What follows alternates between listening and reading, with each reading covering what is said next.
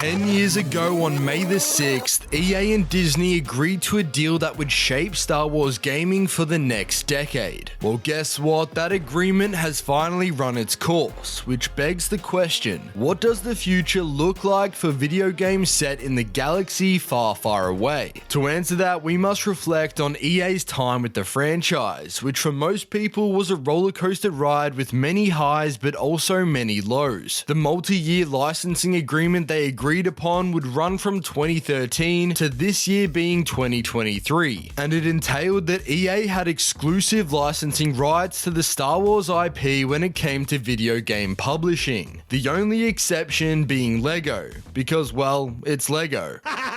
The promise on this deal was to create new high-quality Star Wars games aimed at the core gaming audience that spans across multiple genres for console, PC, and mobile platforms. And considering that in the past 10 years we've only received 6 Star Wars titles, it's hard to say whether or not they delivered on this promise. Their first release was Star Wars Battlefront by DICE in 2015, which is a reboot of the classic series that was a great success in the early to mid 2000s. It definitely received some mixed opinions with its lackluster content on release and overpriced season pass, but it's still a game which is fun to look back on. The sequel in Battlefront 2 is probably best known for having one of the worst video game launches in the past decade. Being saturated with loot boxes and gambling, this resulted in the game feeling like a pay-to-win experience. But after a few years and lots of work being done to the live service, EA managed to get the game in a really good state. With constant updates adding items, new heroes and more, Battlefront 2 would somehow come back to life and provide players the gaming experience that we expected and wanted the whole time. Tragically for many, in 2020, EA would announce that the game's live service would be coming to an end. Many avid fans were distraught, but luckily enough, Respawn Entertainment were able to do the unthinkable and release Jedi Fallen Order, a single-player game which follows the events of Cal Kestis, a Padawan who survived Order 66 and is making his way through the galaxy. Fallen Order was an instant hit. With its engaging story and fresh take on Star Wars gameplay, it likely will end up being the beginning of the greatest Star Wars series we have ever received. And I'm saying that off the back of just finishing its sequel Jedi Survivor, which is also amazing. The game director also stated that he envisioned this as a trilogy, so another game is likely going to be in the works. EA followed Fallen Order with Star Wars Squadrons, which was a space combat flight simulator akin to the classic X-Wing and TIE Fighter games. This alongside Galaxy of Heroes, which is EA's mobile game, are probably the two most forgettable of their releases. And unless you're into flight sims or iOS games, this is probably the same case for you. But look, the future does look bright for Star Wars gaming, largely because now the franchise has been opened up to a ton of new developers to create their own take on Star Wars video games, and we already know of quite a few that are in the works. The licensing agreement EA had meant that no other studios could release any games, but for the past few years they have started development on their own titles. For instance, Ubisoft has been working on their own open world game, which has a lot of fans excited. And we can't go without mentioning the remake for the iconic Knights of the Old Republic, which was being led by Aspyr Media,